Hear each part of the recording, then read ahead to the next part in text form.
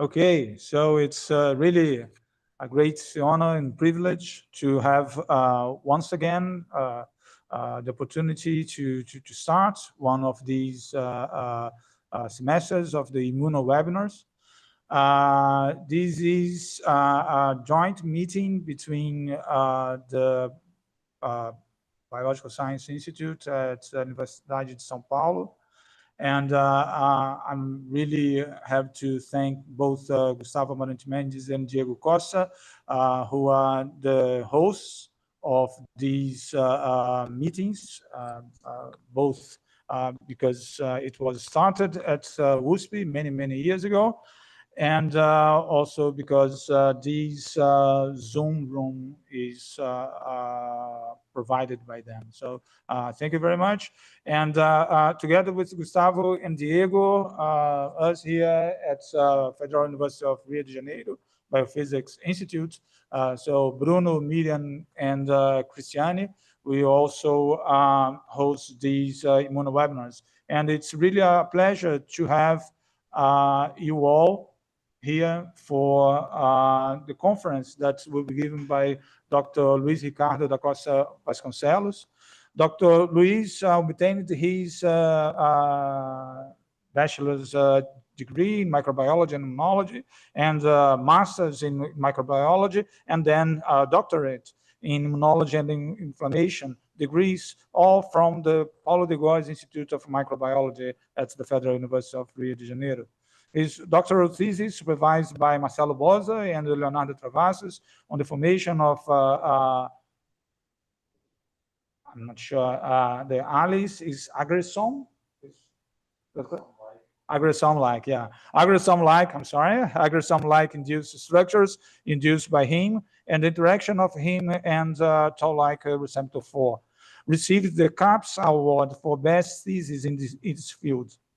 He continued his training with a postdoctoral period at Pedro Coelho's laboratory at the Biophysics Institute, investigating the contribution of blood components to intracerebral hemorrhage, and in 2019 joined the Cell Signaling and Cytoskeletal Function Laboratory at the Francis Crick Institute, under the supervision of Professor Michael Way, where he studies the role of specific subunits of the ARP2-3 complex in the physiology and immunological functions of organisms.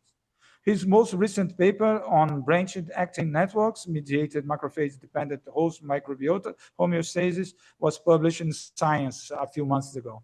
So, Luis, thank you very much for accepting the invitation to speak to us today, and you have the floor. Thank you. Well, thank you very much for the introduction, and thank you very much for the invitation. Well, I've been sitting on the other side for many years as a student, and it's more than a pleasure to show what I've been done or what I've been doing in the last years.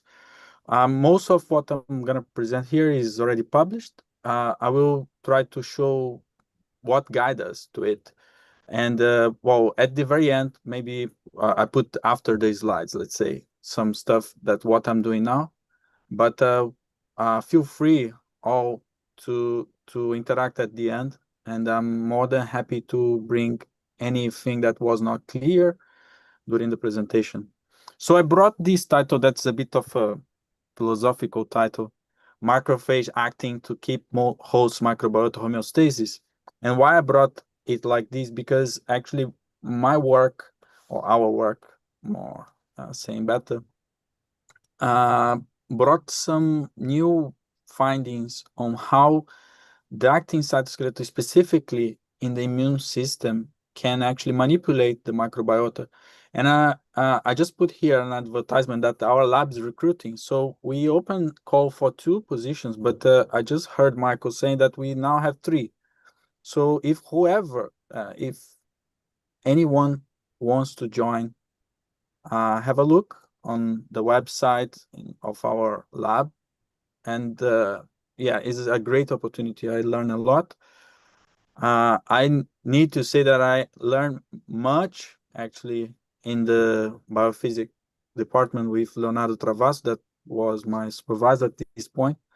And I will show you at the very end that the very bit important for this interaction with microbes was actually one of the things that he advised me when I came to give a talk in Brazil. So what's the actin cytoskeleton? Let's go to the science. The actin cytoskeleton is this structure, is a dynamic structure made of these assembled building blocks that assemble and disassemble very fast, and they make the shape of the cell, and also are important for many structure that the cell has, and also for a structure that the cell used to move, to uptake, internalize structure, and for vesicular trafficking. And this is mainly made by the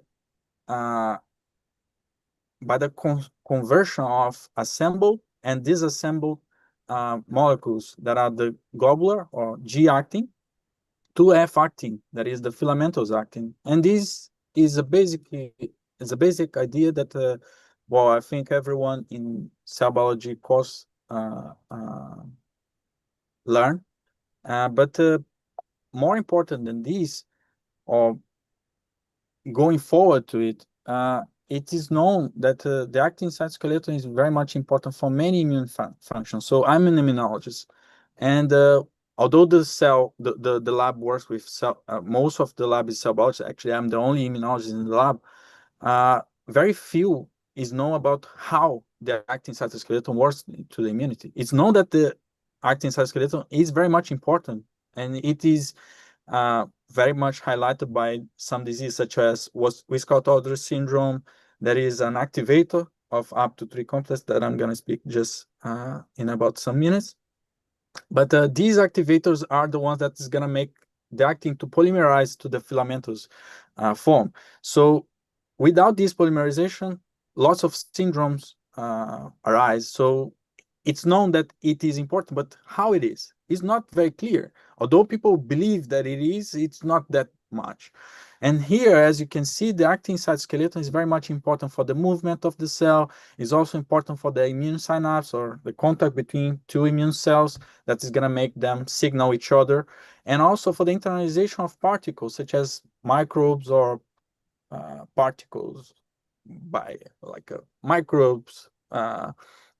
Could be an allergen or whatever has size enough to be phagocytosed by actin-mediated system.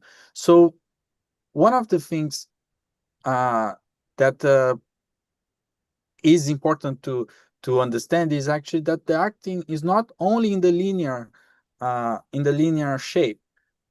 So it polymerized, the actin polymerized, the monomers of actin polymerized, but then it can actually have this shape that is what we call branched network.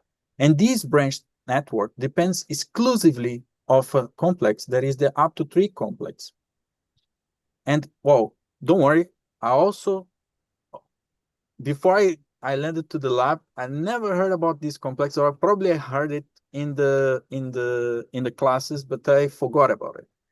So this complex is a complex made of 7 proteins. So it needs to be assembled. It needs to be assembled by all these 7 proteins. And if it doesn't work, there is no branch actin. And so it's a very good system to understand how branch actin works in immunity. And so more than this is even more complex, because higher.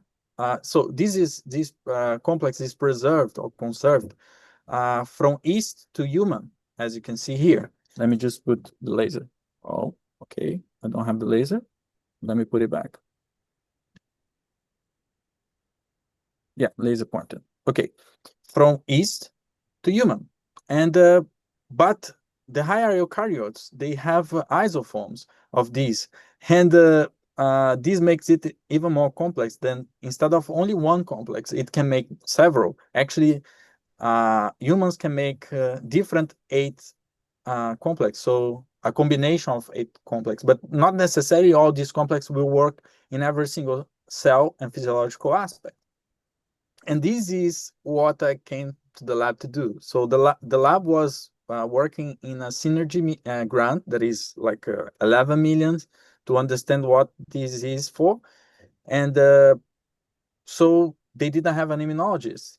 And as they didn't have an immunologist, they then hired me to understand this, what I'm showing you here. That is why APC5 mutation leads to severe immunodeficiency. And important to say, if any of these proteins that are core proteins of the complex are deleted, such as APC2, APC3, APC4, and APC2, if they are deleted, it leads to lethality because the branch-actin is very much important for life. But then, how come these patients could survive?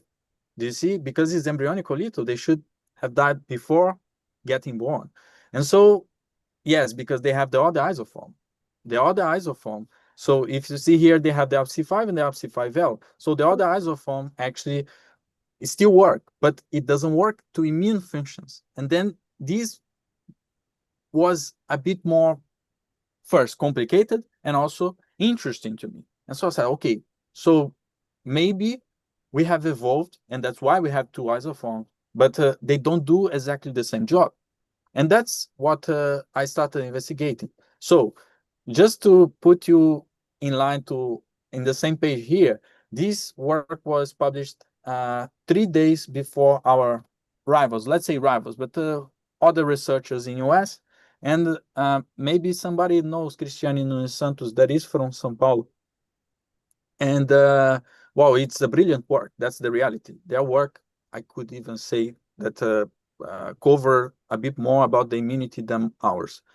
So, and then I came to understand this. These patients had several gastrointestinal conditions, susceptibility to infection, and in our case, they had so early mortality that they died by 3 months of life.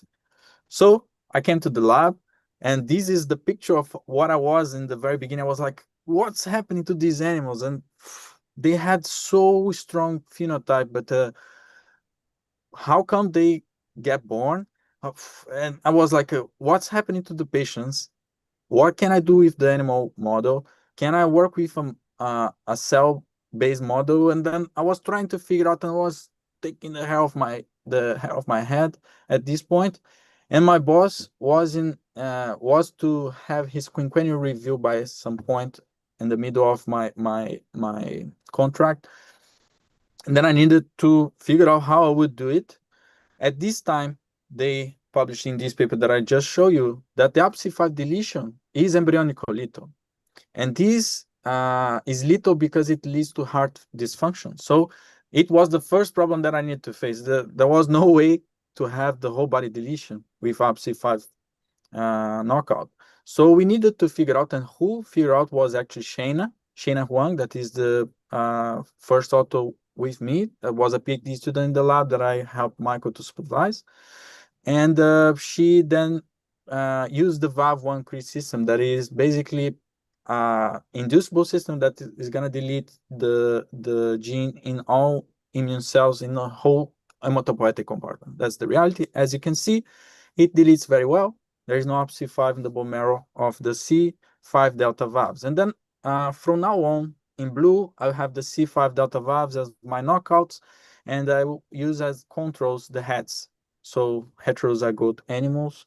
As you can see, in the adulthood, so from 8 to 15 weeks, the animals develop intestinal inflammation. It's quite severe, while the controls have nothing on it.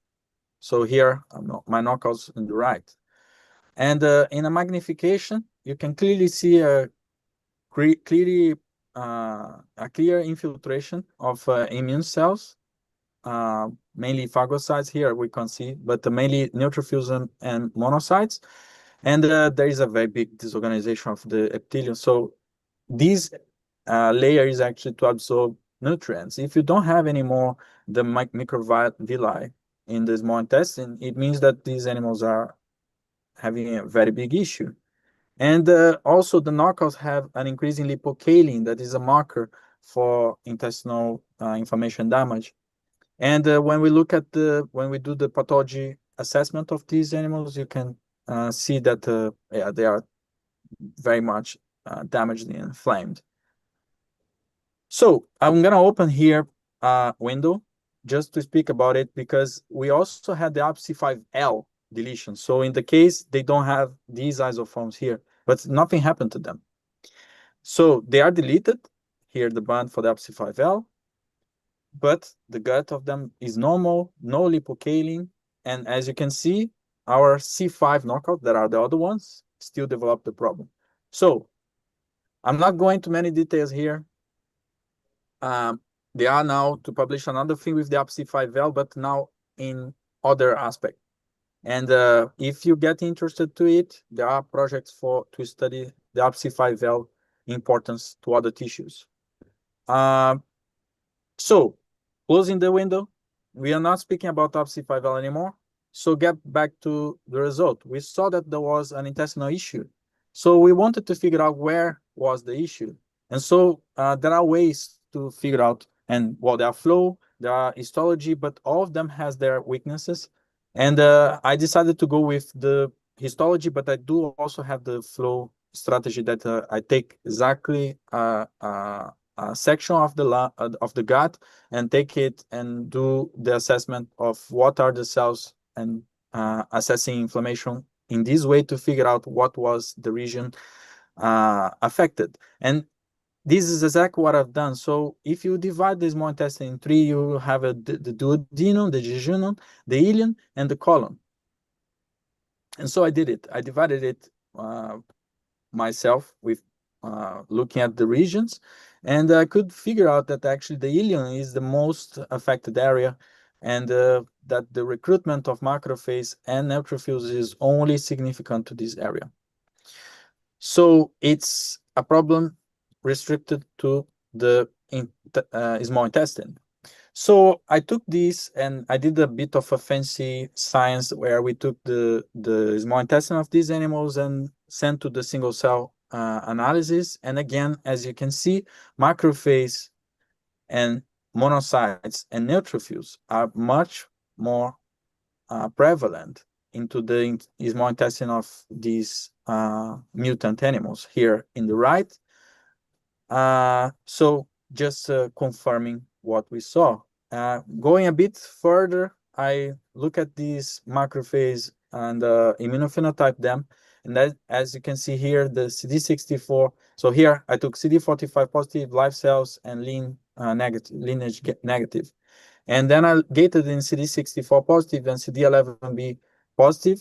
For the ones that are experienced in this extraction, they will figure out here that there are the neutrophils here in the bottom of the gate, and here are the macrophages. And as you can see, there is a massive increase in macrophage numbers in the mutants that are here compared to the control. And as you can see in the graph, it's also stated. And also when we see of the differentiation of these macrophages, we can clearly see that there is a reduction in the residential macrophage and an increase in the just infiltrating monocytes that are in the tissue, which is a marker for inflammation. It also, I won't bring this data, but is also reflected by the CX3, CL1 macrophage. If anyone wants to speak about this, we can speak later. I won't bring this right now because it's more of the same. But then I wanted to figure out if it was something related to overexpansion of cells that was not related to anything on the gut, and actually is not the case. Only the mesenteric lymph node, that is the lymph node that drains the intestines, are increased or enlarged in the mutants in relation to the controls, not any other. So here I took inguinal, but it's also true for any other lymph node. And when we look at the systemic response by the serum CRP, that is a test that we do when we go for the clinic, even us when we take blood to check if we are inflamed, we can clearly see that these animals had also developed a systemic pathology or disease or phenomena, and that one striking thing that I was actually not expecting is that these animals had bacteria in their spleen. That means that the bacteria got to the circulation. And this goes, although I was not expecting, goes in line to what happened to the patients, because the patients that I told you that we have and died by 3 months, they died of sepsis. I won't go in many details right now of the irradiation strategy, because I'm going to come next when I look at the innate side.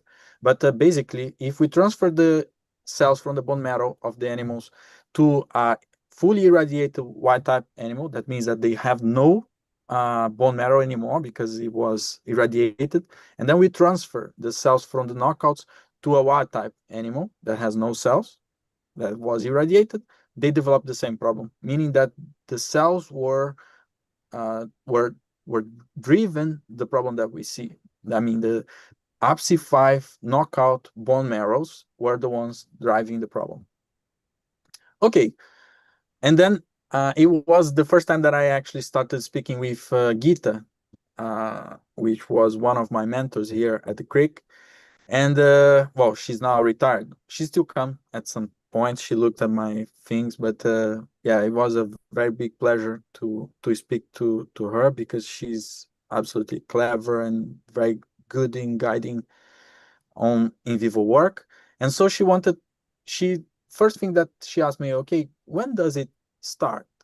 It can't be something that your animals are always very much like bad. So she wanted me to assess the problem throughout the whole life of the animal. So I did. It was a bit of a crazy work, because I needed to weigh the animals and do the monitoring, but I learned a lot with it. That's the reality. And if you look at the animals after weaning, so here I'm taking the 4 weeks as the weaning. And so here is the period that they are facing with the microbes without the milk from the mother. And then from 8 and onwards is when they become adult. So if you look at the blue line, that's the knockout, they are fine. They are pretty much equal in weight as the controls, but then after the adulthood they split apart. That means that something was happening after this time, and this is exactly when the enteritis is established. But then we figure out that before it might have something that was not related to, or that the enteritis was not developing before. And then we came with these data in the literature that shows that this weaning period is actually pretty much important for the immune reaction that's going to be triggered in the adulthood of these animals, and also very much important for the colonization, because then they stop drinking the milk that has the lactobacillus in general. Then they start having all sorts of microbes, nasty ones, good ones, but then it's going to define how it's going to be imprinted in their life. If they're going to develop a pathological problem, inflammatory problem, or if they are going to have a good health. So as we saw that there was no change in weight at this point, so my idea was, okay, it might be the case that before the weaning, they had no issue because they are being protected by the milk of the mother or whatever. Because their mother had, they are not knockout. So we cross animals in head because that's the best standard of breeding animals. So basically the microbes that they have are from their mother. As their mother are healthy, they might be healthy at least by the time that they are together. And so yes, that's the case. Animals at 4 weeks old, or just at the period of weaning, they didn't have any issue. As you can see here, the tissue of the 4 weeks old knockout is very similar to the control 4 weeks old animals, while 8 weeks old animals develop the problem that we saw before. So there is a window of the problems to occur.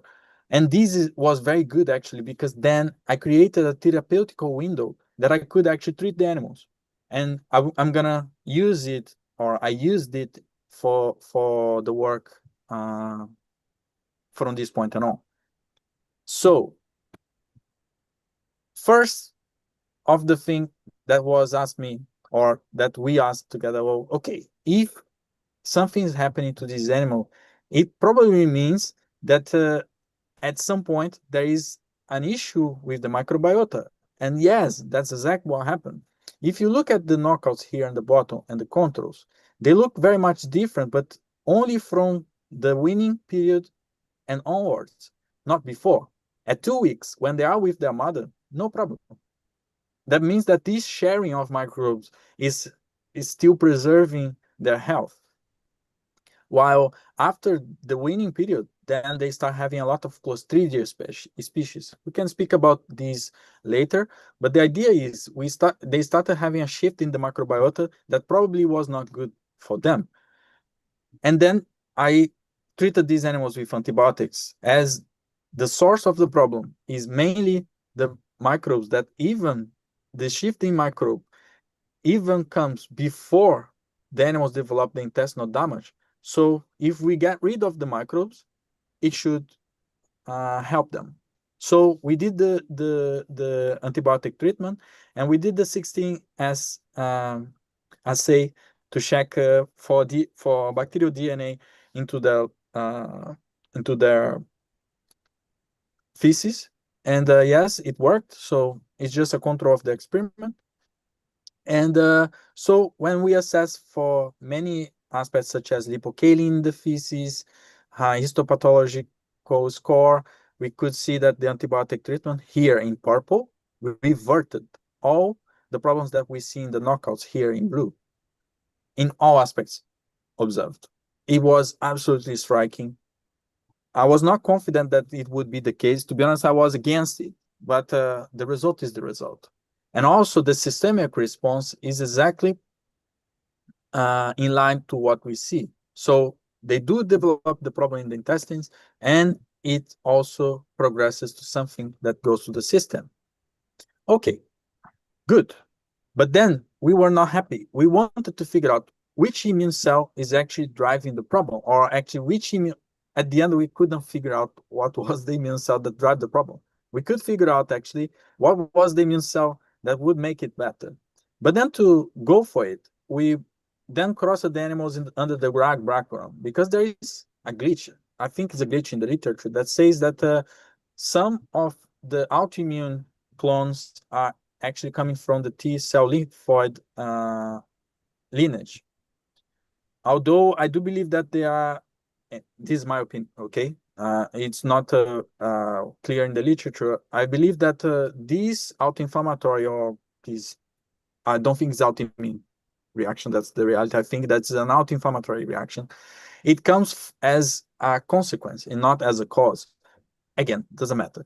We cross the animals with a RAG background. So we have the animals that were APC5 deleted in the bone marrow, but had no T or B lymphocytes, no lymphocytes at all. And then the animals still developed the same issue, meaning that the problem was not driven by the adaptive response. The innate compartment is the one that is actually not preserving the microbiota and then shifting it towards more nasty microbes. And as you can see here, is again Clostridium species increasing in numbers.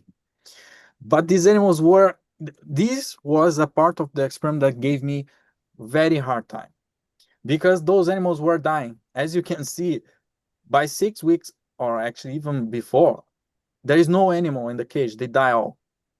It's so striking, so striking. As you can see, the disease activity is even stronger than only the knockouts, and expectable. The adaptive response is important to deal with microbes, infection, whatever. So, yes. And we figure out why they were dying. I have not reported, but again, we know they die by Clostridium toxemia. And the pathologists were a bit crazy on it. They said like, oh no, that's amazing. Like this is something that's so strong. They die, like these animals, as long as they have the toxemia, they die in hours. It's pretty difficult to actually monitor these animals, and I did it myself. So it was a crazy time. I can tell you that I needed to monitor the animals absolutely every single day to check them. And here in UK, there is some ethical restrictions to have animals die in the cage. So yes, it was crazy. And this experiment here was also very crazy, and was one of the last things when I wrote the paper. I handed it to Gita, and then she said to me that, oh, to claim what you are claiming, you need to do the bone marrow transplantations with the RAG background. And so it was more 1 or 2 months because I did all the experiments in overlap. So I started one, started the other one, and started the other one, and then finished them all because, as you can see here, the protocol had 4 to 6 weeks. So it would take more than a month for me to have the outcome. So the idea is I irradiate the wild-type animals, and then after lethally irradiated, so they don't have any bone marrow anymore or the cells died, I then did the adoptive transfer of the RAG background APC5 knockout bone marrow. And as you can see, the strategy works pretty well. Around 5% of the septal cells were still there, or the whole cell were still there, but most of the cells were from the donor, as you can see here. And guess what? It is indeed innate driven. So here, the one sentence took me 3 months to do. The sentence that I wanted to step on, that it was innate driven. So basically, the knockout developed the problem. They have exactly the same issue or similar issues. And they have the systemic problem assessed by CRP. And more than just the small intestine, the cecum was also affected as it was affected in the RAG background. So from this point on, I could actually say that the problem was driven by the innate compartment. So I'm going to open a window here because this was part of what the referees requested, and they were very clever in what they were asked, actually. Although it costed us a lot because the single-cell RNA-seq that I did was only to address the referee's question. I haven't done it before. I submitted the paper without it. So, okay, I'm telling you that the problem is driven by the innate system, but is there any what is the impact of the APC5 into the adaptive response? We didn't know. Actually, in the paper of our in the Nature Communication paper that were published by the other group, they said that there was no big impact on the activation of the adaptive response in the patient's samples. Similarly, we also don't see a big impact in the polyclonal activation of T lymphocytes under the APC5 deletion. So in blue here are the active ones with the CD3, CD28, and here as well, no difference between the control and knockout. Here, not significant. It's not something pretty much striking, but again, it's a polyclonal activation. Our referees requested all this if there was any impact in the adaptive response. And then the thing that I can do with the single-cell RNA-seq is actually establish the cell shot. That means 2 cells speaking each other, because then you have the whole landscape of the immune system assessed by single cell. And this made us to use this tool, and this was done by Probi. That is a very good bioinformatics here at the Crick, guided by me, of course, but he did most of the analysis at the end, and also the graphics and all these things. And what we could figure out is here you have this heat map, and everything that is in red means that it is very much strong. So the cell shot is strong. That means the receptors and molecules are actually very likely to be interacting or chatting each other. And as you can see, macrophages and monocytes are the ones that mostly interact with strong avidity. And here, again, I didn't say it, sorry, but here what we have is actually a comparison between knockouts and wild type. So it means that in knockouts, there is a stronger activity of this chatting between than in wild type. That means that there is a stronger signal coming from ligand and receptor in the knockout macrophage and monocytes than in the control. And then when one of the questions from the referee was for us to assess more about this adaptive response. And then as it's known that the IL-10 is very much important for the inflammatory reaction that happen in many aspects, but importantly to the guts. So I asked him to assess, okay, tell me what happened to the IL-10. And as you can see here, we have the control and all the cells and the expression of IL-10. And as you can see, the Tregs are the ones that express lots of the IL-10. It's already known. It's not something that I'm reporting for the first time. But then when you look at the Tregs of the knockout, they don't express IL-10. And okay, so actually the referee was very clever to ask what was the importance of the adaptive response. Although it was not important for our phenomena, it was important by itself because the IL-10 depends on the branch acting. And that's cool. That has never been actually addressed. And as you know, the IL-10 is a monogenic marker for IBD. So it means that the IL-10 deletion or problems affecting IL-10 or IL-10 receptor leads to inflammatory bowel disease. It's already known. It's been a while already.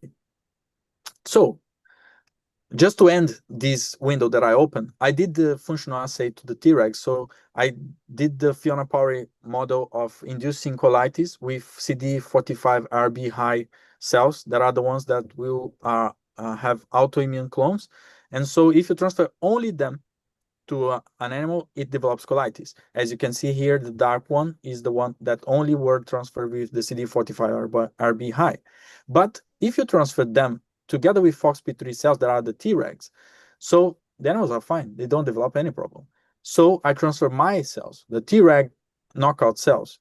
And when I did it, they were not able to rescue the animals. And by any aspect looking by the weight change or the splenomegaly and all the aspects. So take home message, Tregs depend on branch acting or at least APC5 to produce IL-10, and this is important for intestinal inflammation. Okay, I'm going to close the window here. We can speak about this later. I was still on the going to figure out what was the innate side or innate cell that was driving it. And we started figuring out that it was, instead of a single cell deletion that leads a problem, actually this was probably a combined effect. And that's why many of our Crick system, inducible Crick system, never developed the same problem. And to address this problem that could be combined, we used a different strategy. And this strategy was actually guided by Gita and some of the reagents provided by Andreas Wack. That is a researcher that is such a nice person. Also, his lab is amazing here at the Crick. And they helped me, gave me protocol, I didn't need to troubleshoot. It was actually very much important for what I've done. And this, what I've done was actually transferring after busulfan treatment, that is also a way to deplete part of the bone marrow of these animals, transferring only the innate cells from wild type animal. And guess what? What happened is it also reversed the problem, stating that innate cells that are competent of doing their job are good to do with the problem. I did similar strategy transferring only macrophage, and the same happened. It also reversed. So macrophage by itself, wild type macrophage by itself, can actually deal with the problem. But what's the problem with the macrophage then? So before I play the video, you can see clearly that histologically they are pretty much different. But then if I give the bacteria, because it's where the problem is, if I treat the animals with antibiotic, anything happen? What happened if I give the bacteria? So I gave the bacteria that is red, and the actin cytoskeleton is in green. As you can see, the wild type cells uptake it. Look at the bacteria on the surface of the knockout cells. Here is the knockout cells. Nothing happened. They are bound there to get forever. If you are not very much confident, look at this image that we have several bacteria being endocytosed or phagocytosed by the macrophage. And actually, one of our referees was not pretty much happy, but at the end he figured out that the bacteria were inside. And with knocking system that we use, we can also see that the IBC5 surrounds the bacteria internalized, meaning that yes, it has something to do with the function of these to deal with the microbes. So here in this experiment, I did one assay where we look at the polymerization of G to F actin. That means is what I'm having as polymerization rate. That means the ratio between F actin to G actin. And in the steady state, you can already see that the knockout has much less F actin. But then when I stimulate the wild type cells, there is a massive polymerization in the wild type that doesn't happen in the knockout. And here's the control of cytokalasin B that is just a block of actin polymerization. And this is the part where Leonardo Travassos was very much important, because he said, like, look at how they interact with microbes. And then I did it. And it's exactly the point. They are not able to uptake, we already know it, but also they don't kill the bacteria. You see, it's flat. While in this kind of assay, what you see is actually a decrease in number of bacteria upon the time, as you see in the control. And indeed, what happens is the bacteria kills the macrophage instead, which is absolutely crazy. I do know already what it is. If anyone wants, I can speak about what it is. So the working model, or schematic model of the model, in a healthy bowel, you have the microbes. The microbes at some point penetrate to the small intestine or to the intestine. They are going to be dealt by the macrophage or neutrophils or whatever sentinel cell you have in the gut. They're going to be dealt. That's it. No problem. With the IBC5 deletion, what happens is there is a shift in these microbes, and maybe more of these nasty microbes are around. They can infiltrate to the gut, but as soon as they infiltrate to the gut, these macrophage, neutrophils, or whatever cells cannot deal with the microbes, and they induce overinflammation, and these hyperinflammation deal with a very big issue that also goes to the circulation, and probably that's why the patients die. So with this, I want to finish here. So our lab has this recruiting. So we already open for 2 positions. Michael just told me that there was a probable third one. I think if anyone wants, I don't think it hurts if anyone send an email and say, look, I saw your work and I'm interested in. But here I want in yellow are all the authors of the paper. They were all brilliant, important. Shana was a PhD student, now is in industry. Moas was not in this work. He was with the embryonical thing. He was tutored by me. That's why I highlighted his name. But yeah, I'm happy to go. Of course, thanking all the funding agencies that made our work possible. So open for questions. Thank you very much, Luis. Really great talk. As usual, we are going to open the floor first for the students. So if you have any question from students,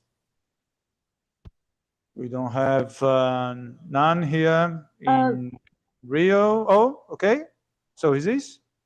I kind of have more like a comment instead of a question. Can you hear me well? Mm-hmm. Yeah, I can. So my group, we actually work with inborn areas of immunity, and this not usually my kind of expertise, like basic immunology, this part of it, kind of experience. But it's very interesting for me that the first presentation that I'm actually having the chance to watch in this web is actually one with a gene of inborn errors of immunity. And we don't usually focus that much in articles related with animals models, but for me, it's very interesting to observe that we have several similarities. I think the study you're doing is definitely very important to understand the genetic basis of these diseases in humans, because so far we only have 2 case reports with defects in these genes. Both of them are consanguineous and autosomic recessive and everything. So the clinic, I mean, of course, it won't be exactly the same, but several things are very similar to what you described. So I'll definitely check on the articles you recommended. I didn't understand if those articles were published by your group or not, but definitely going to take a look on them. So thank you very much for that. Okay, so yeah, we have one that was published by my group, but I was not yet in the lab. Well, I was already in the lab, but as they were not immunologists, and we had the competitors already in our let's say, we already knew that we would be scooped. So we decided to have the immunodeficiency part a bit to the future. We already had these, but it was still halfway to get ready to be published. So yeah, like this paper from my group was already ready for so long, but I think as it was a collaboration with the clinicians in Germany, we were still a bit slow. And Yeah, so, I think it's normal in research in general, but it's definitely a gold material because we don't have much about this gene. Personally, we never see in our cohort any case of a patient with a mutation in this gene in particular, but definitely something we will discover more cases if we have a better understanding of how the disease works. yeah, So basic immunology is definitely necessary. yeah. So my experience is the APC5 wouldn't be a good target. I already tried to look at patients. It's too rare, but you will be able to get other genes related that such as the APC1B. There are many other patients that are less severe affected, and I think the connection between the early description of the disease with the in vivo mechanism made our paper go. That's it. Thank you very much. You're welcome. Right. Thank you. We have further questions. São Paulo? We have a question here from Leandro. Oh, please go ahead. Hi, Luis. Yes, very good work. I have a few questions about your work.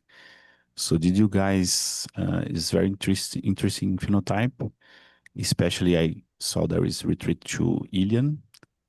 You guys saw like increased number of neutrophils in macrophage there.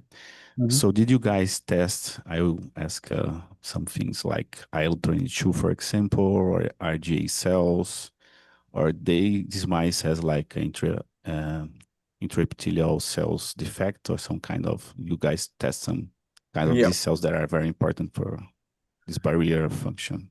Yeah. So it's something that yeah, I have this result. CD8 positive cells are not getting to the tip of the villi, which is a bit of it's not crazy. It's known that this flossing that was reported by Musida's lab is needed to this interaction with the microbe. The thing is, it doesn't reproduce the thing when I delete only CD4 cells, so they don't develop the problem. So the thing is, yes, in the intraepithelial layer, this movement of the cells probably depends on the branched acting, and but my answer would be yes, but then it doesn't develop the problem. So it again bounce back to the combined effect that is, yes, probably you need to have these cells that are not there keeping at the bay the bacteria, and also you need to have a defect in a phagocyte to have the problem. And LCs, and we checked the LCs, I saw no problem either via single cell or via my flow cytometry assessment. Yeah. So the other things I saw, you check the monocytes and macrophages in the gut. So one important population is like the disease CD103 positive. Do you guys because you see a defect in the Tregs induction, and Yeah. these cells are important, right, for this. Yeah. So we do see a clear skewing. So they do have a massive decrease in the CDL in the DC CD103 positives. The problem is, I don't think that's the problem, because when you go back to the 4 weeks old animals, it's not a problem. So it seems to be caused by the inflammation by the damage. So the thing that I can see is the T cell, the CD8 T cells in the tip of the villi are not there anymore, even before weaning. So it tells me there is something more to this than actually to the disease. But I'm not discarding that might have played some role on it, that actually they are not keeping at the bay the tolerance in the system. Although the Tregs are increased in numbers. They are unfunctional, but they are massively increased, which I don't know yet how to explain. Right. We have a couple of questions here in the chat. The first one is from Leonardo Travassos, a general question. Are ARP proteins related to lysosome positioning? Is it possible that ARP5C somehow controls lysosome recruitment to phagocytes? I did some tests. So this was actually one of the first thing that yeah, as I work with Leo in my PhD, my first thing was, okay, it's autophagy. Let's see what happened here. So I did the test. Actually, I did the test with some of the things that Max Gutierrez here at the Crick gave me. Doesn't look like that they have any issue with either lysosomal recruitment. It's something else. I think I have some preliminary data that says that it is actually reactive oxygen species. That is the thing. Okay, we have another question from Elvira. She wants to know what's the mechanism that is activated by bacteria that causes the death of the monocytes? That's a good question. I don't know yet. That's the thing. Those bacteria are E. coli. This year I didn't mention, but there are K12 E. coli. I don't know if everyone knows here, like K12 E. coli was a strain that was at first virulent for humans, but then it got attenuated to be used in the lab. And it's a CL1 bacteria that you can use on the bench. So it's pretty much, it doesn't have any effect to protein or whatever. So that's the thing. Basically, yeah, that I just saw that Elvira request about the DNA extracellular trap. So the thing is, they are very much they do. I don't know if I can say that. Yeah, they do release more. That's the thing. I don't know what it is. That's the thing. We thought that was the opposite. One of the things that I didn't show, and it might be part of something in the grants in the future, as the lab is cell biologist, I will probably bring immunology bit to my own lab, is they over-inflamed. That means they recognize pumps in such a severe way. And I do believe that is all involved. I don't know yet how. That's the thing. Right, so actually, I have a question, and then Miriam has one too. I was wondering if the profile of expression of these up to 3 proteins are the same between different macrophage populations. And have you tested the phenotype of different macrophage populations in your animals? Okay, that's the question to be answered. That's the reality. So now my boss is writing a grant to go for it, I think, and not for the macrophage, of course. As I told you, there is no room for immunology anymore in the lab, or unless they hire another one. But the reality is they do express the isoform. That's the thing. Even we reported this in the paper. They do express the other isoform. What I think is there is a specialization.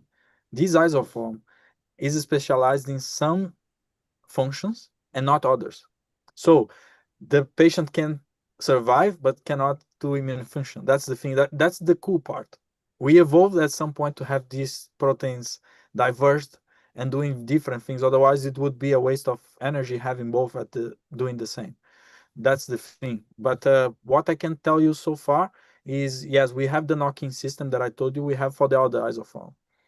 Seems to be that the only isoform that goes to the microbe is our one. This is the one that I reported. That makes the life even crazier, because technically in vitro both do the same.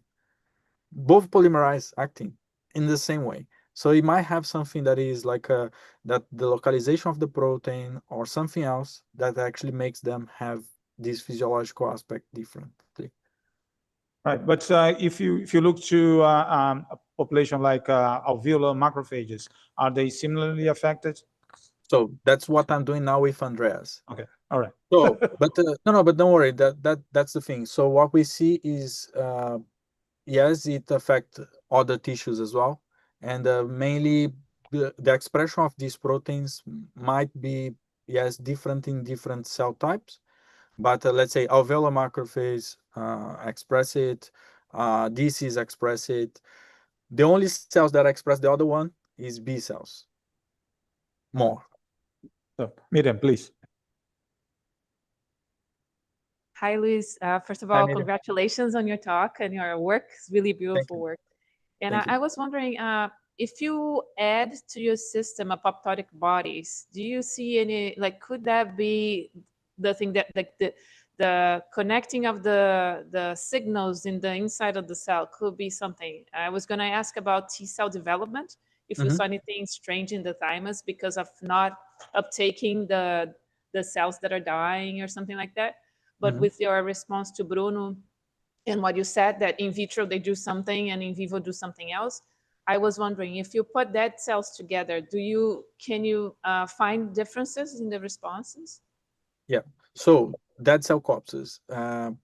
Actually, the first assay that Shana did in her thesis was with dead corpses, and it's even more striking than actually bacteria. And you might expect this because they are much bigger, no?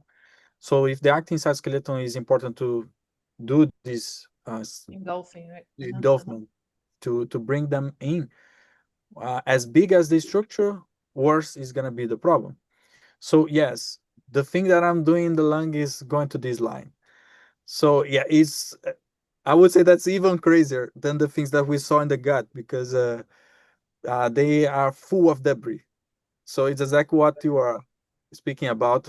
We are still trying to, well, I won't stay very long anyway, so it's gonna be out soon. So yeah, we are not 100% sure what's happening there. We do know already that's full of debris, and probably has something to do with the intestinal problem, because we know that absence of clearance of epithelial cells, neutrophils, or whatever is also important. Like these need to be cleared at some point, otherwise you're going to have a hyperinflammation loop, you know?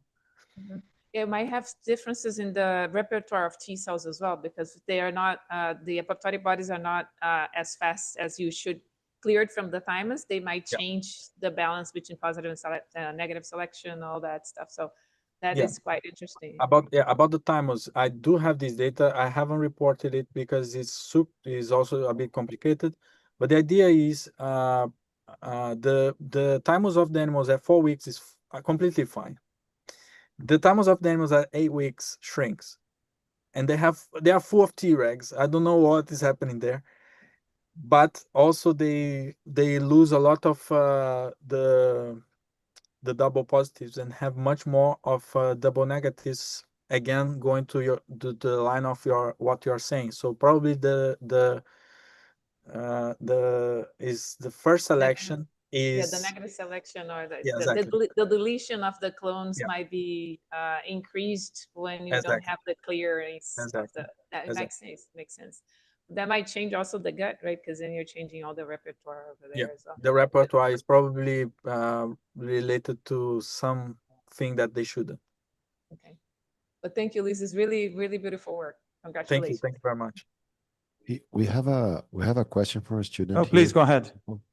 So, Leo. Hi, Luis. Nice presentation. I have a more methodological question. For what I understood, for you to start to see the branch of the adaptive or innate immune system, that which one had to do with your phenotype of intestinal inflammation. I understood that you crossed the RPC5 KO with the HAG knockout mice, but in this case, the offspring won't have the adaptive system from the RCP5 knockout mice. This is where I'm a little bit lost. The offspring will be all immune cells deleted, but no adaptive response at all. No T and B cells. So basically, but why would the RCP5 knockout have the adaptive immune system, right? Yeah. But when I cross them under the RAG background, means that they are all without the recombinase. So they won't be able to make the T receptor. Yeah, at the end they won't have any lymphocyte at all. So the strategy here is we have an RPC5 knockout animal, a het animal, because otherwise they would die too early, with a RAG background, and we cross those hets together. So at some point we are gonna have knockouts. That means RAG background knockout with RPC5 knockout. And those are the ones that we assessed. It's crazily difficult to work on them. Okay, now it's clear. Thank you. Can I have a question? Ask a question as well. So, so these mice, their cells actually, they polymerize actin, but they don't branch. Yes. Yeah. So did you check which or what intracellular modalities of transport for organelles are altered in these cells? So yes and no. So this thing that I spoke about, the signaling, the auto-inflammatory thing, it's probably aspect of so if you see at the TLR4 response and signaling, what happens is it has the receptor, you're gonna have the LPS binding it, but then Kagan, when in Mazitov work in Mazitov lab, showed that the internalization of the receptor is very much important for part of the reaction, that is the TRIF mediated part, and there is the mediated other part.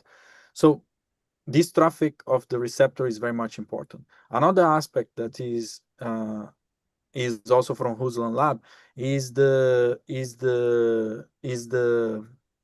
how do you call it, endotoxin resistance, that needs the receptors to be internalized, and then you have a window that your cells won't respond for a while, and then they are gonna express again the receptors.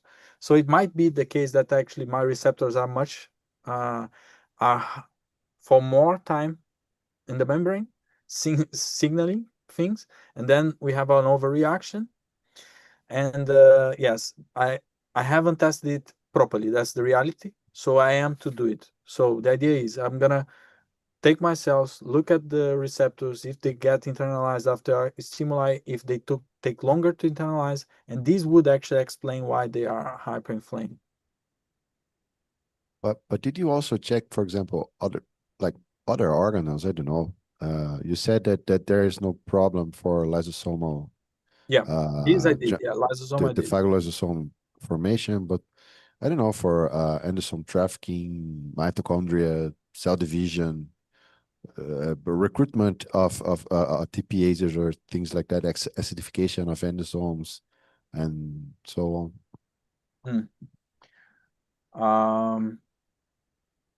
So no, the answer is no.